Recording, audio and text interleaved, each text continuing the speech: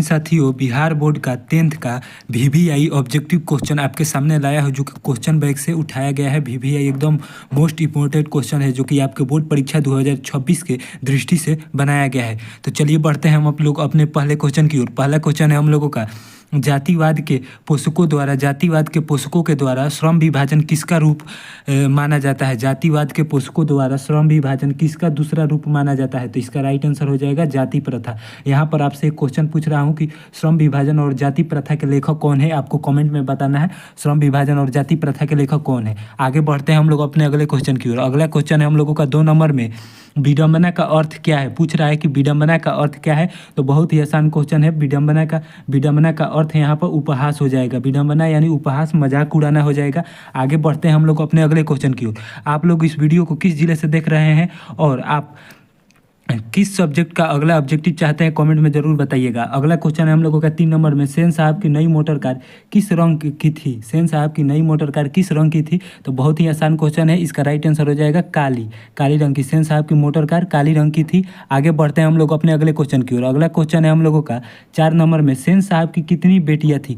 पूछ रहा है कि सेन साहब की बेटियां कितनी थी। सेन साहब की कितनी बेटियां थी पूछ रहा है। तो इसका राइट आंसर हो जाएगा 5 बेटियां। सेन साहब की कितनी बेटियां थी, 5 बेटियां। यहाँ पर आप लोगों से एक क्वेश्चन पूछ रहा हूँ कि सेन साहब जो पात्र है किस चैप्टर से का है, किस चैप्टर का किस पार्ट का यह पात्र है। आगे बढ़ते हैं हम लोग अपने अगले क्वेश्चन की ओर। अगला क्वेश्चन है हम लोगों का, कौन सी लिपि दाईं से बाईं ओर लिखी जाती है। पूछ रहा है कि कौन सी लिपि दाईं से बाईं ओर लिपी जाती है। तो हो जाएगा फारसी लिपि। आगे बढ़ते हैं हम लोग अपने अगले क्वेश्चन की ओर। अगला क्वेश्चन है हम लोगों का 6 नंबर, स्व का ध्वनि उच्चारण स्थान क्या होगा। स्व का ध्वनि उच्चारण स्थान क्या होगा। तो इसका राइट आंसर हो जाएगा तालु। आगे बढ़ते हैं हम लोग अपने अगले क्वेश्चन की ओर। अगला क्वेश्चन है हम लोगों का 7 नंबर में, हिमालय शब्द किस संज्ञा के भेद के अंतर्गत आता है। पूछ रहा है कि हिमालय शब्द किस संज्ञा के भेद के अंतर्गत आता है। यानी हिमालय एक नाम है, तो यह व्यक्तिवाचक के अंतर्गत आएगा, व्यक्तिवाचक संज्ञा के अंतर्गत आएगा। बी राइट आंसर हो जाएगा। अगला क्वेश्चन है हम लोगों का हिमालय, गंगा, ये जितना भी नाम आएगा ये सब व्यक्तिवाचक के अंतर्गत आएगा। अगला क्वेश्चन है हम लोगों का लघुता में संज्ञा बताए। पूछ रहा है कि लघुता यानी लघुता क्या है। लघुता बता रहा है किसी चीज़ का भाव, लघुता है, दृढ़ता है। तो इसका राइट आंसर हो जाएगा भाववाचक। लघुता में भाववाचक संज्ञा है। आगे बढ़ते हैं हम लोग अपने अगले क्वेश्चन की ओर। अगला क्वेश्चन है हम लोगों का, निर्मोह का संधि विच्छेद करें। पूछ रहा है कि निर्मोह का संधि विच्छेद करें। तो निर्मोह का संधि विच्छेद हो जाएगा निह जोड़ मोह संधि विच्छेद हो जाएगा निहमोह का। ये राइट आंसर हो जाएगा। आगे बढ़ते हैं हम लोग अपने अगले क्वेश्चन की ओर। अगला क्वेश्चन है हम लोगों का प्रत्न मानव का अर्थ क्या है। प्रत्न मानव का अर्थ क्या है। तो इसका राइट आंसर हो जाएगा प्राचीन मानव। प्रत्न मानव का अर्थ हो जाएगा प्राचीन मानव। 10 का राइट आंसर हो जाएगा सी। आगे बढ़ते हैं हम लोग अपने अगले क्वेश्चन की ओर। अगला क्वेश्चन हम लोगों का 11 नंबर है, मैक्स मूलर ने संस्कृत भाषा का अध्ययन कौन से विश्वविद्यालय में प्रारंभ किया था। कौन से विश्वविद्यालय में प्रारंभ किया था। तो इसका राइट आंसर ए हो जाएगा लिपजिंग विश्वविद्यालय हो जाएगा। आप लोग किस सब्जेक्ट का अगला ऑब्जेक्टिव चाहते हैं, कमेंट में ज़रूर बताइएगा। और आप कितना सही कर पाते हैं इसको भी बताइएगा। अगला क्वेश्चन हम लोगों का भीमराव अंबेडकर। अगला क्वेश्चन हम लोगों का है कि भीमराव अंबेडकर ने निम्न में से किसकी रचना की है। तो भीमराव अंबेडकर ने जाति प्रथा और श्रम विभाजन की रचना की है। यहाँ पर नाखून क्यों बढ़ते हैं। तो नाखून क्यों बढ़ते के लेखक हो जाएगा नलिन बिलोचन शर्मा हो जाएगा। नलिन बिलोचन शर्मा हो जाएगा। बहादुर के आप लोगों को कमेंट में बताना है। और भारत से हम क्या सीखे हैं, इसका राइट आंसर हो जाएगा, इसका लेखक हो जाएगा भारत से हम क्या सीखे, मैक्स मूलर। अगला क्वेश्चन है हम लोगों का 13 नंबर में, मैक्स मूलर ने हितोपदेश का अनुवाद कौन सी भाषा में किया है। मैक्स मूलर ने हितोपदेश का उपहास कौन सी भाषा में किया है। तो इसका राइट आंसर हो जाएगा जर्मन भाषा में। सी राइट आंसर हो जाएगा। 13 का सी राइट आंसर हो जाएगा जर्मन में। अगला क्वेश्चन है हम लोगों का 14 नंबर में, नखधर मनुष्य किस पर भरोसा करके आगे की ओर चल पड़ा।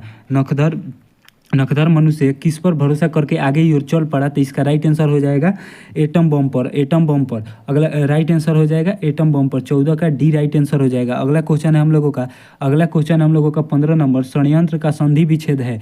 पूछ रहा है कि षड्यंत्र का संधि विच्छेद क्या होगा। तो षड्यंत्र का संधि विच्छेद सट प्लस यंत्र हो जाएगा, सट प्लस यंत्र। अगला क्वेश्चन हम लोगों का 16 नंबर है। अगला क्वेश्चन हम लोग का 16 नंबर है, अभ्यर्थी में कौन सी संधि है। पूछ रहा है कि अभ्यर्थी में कौन सी संधि संधि है, तो अभ्यर्थी में यौन संधि है, अभ्यर्थी में यौन संधि है। अगला क्वेश्चन हम लोगों का है 17 नंबर, पर्यावरण में है, यानी पूछ रहा है कि पर्यावरण में कौन सी संधि है, तो पर्यावरण में भी यौन संधि है। पर्यावरण में कौन सी संधि है? यौन संधि है। अगला क्वेश्चन हम लोगों का 18 नंबर है, किस समास में पहला पद संख्यावाचक होता है? तो बहुत ही आसान क्वेश्चन है दोस्तों, किस समास में पहला पद संख्यावाचक होता है? तो द्विगु समास में। द्विगु समास में पहला शब्द संख्यावाचक होता है, जैसे कि दशानंद, त्रिभुज, त्रिनेत्र।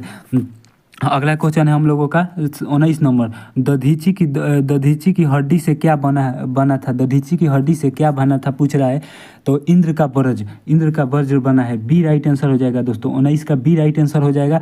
अगला क्वेश्चन है हम लोगों का दोस्तों 20 नंबर, देवनागरी लिपि में मुद्रण के टाइप कब बने? पूछ रहा है कि देवनागरी लिपि में मुद्रण के टाइप कब बने, तो इसका राइट आंसर हो जाएगा 2 सदी पहले। अगला क्वेश्चन है हम लोगों का दोस्तों 21 नंबर, हिंदी भाषा की लिपि क्या है? पूछ रहा है हिंदी भाषा की लिपि है क्या है? हिंदी भाषा लिपि देवनागरी लिपि है, हिंदी देवनागरी लिपि का भाषा है। अगला क्वेश्चन है हम लोगों का दोस्तों 22 नंबर, कहानी है, यानी पूछ रहा है कि जितना भी चैप्टर दिया गया है ना, इनमें से कहानी कौन है? तो बहादुर कहानी है, बहादुर चैप्टर कहानी है। अगला क्वेश्चन है हम लोगों का दोस्तों 23 नंबर, बहादुर कहानी के कहानीकार कौन है? पूछ रहा है कि बहादुर कहानी के कहानीकार कौन है, तो इसका राइट आंसर हो जाएगा बी, अमरकांत। बहादुर के कहानीकार अमरकांत है। बहादुर के कहानीकार कौन है? अमरकांत। नलिन बिलोचन शर्मा नाखून क्यों बढ़ते हैं के लेखक है। अगला क्वेश्चन है हम लोगों का दोस्तों 24 नंबर, अमरकांत का जन्म कब हुआ है? पूछ रहा है कि अमरकांत का जन्म कब हुआ है, तो जुलाई 1925 में। जुलाई 1925 में अमरकांत का जन्म हुआ है दोस्तों, जुलाई 1925 में, जुलाई 1925 में। ए राइट आंसर हो जाएगा। अगला क्वेश्चन हम लोगों का दोस्तों है 25 नंबर, युधिष्ठिर में समास बताइए। पूछ रहा है कि युधिष्ठिर में समास कौन सा होगा, तो युधिष्ठिर में बहुब्रीहि समास होगा। 25 में से आप लोग कितना सही अपने मन से किए थे दोस्तों, कमेंट में बताइएगा। और आप लोग किस जिले से वीडियो को देख रहे हैं और किस सब्जेक्ट का अगला ऑब्जेक्टिव चाहिए या सब्जेक्टिव चाहिए, आपको कमेंट में ज़रूर बताना है। मिलते हैं अगले वीडियो में। जय हिंद।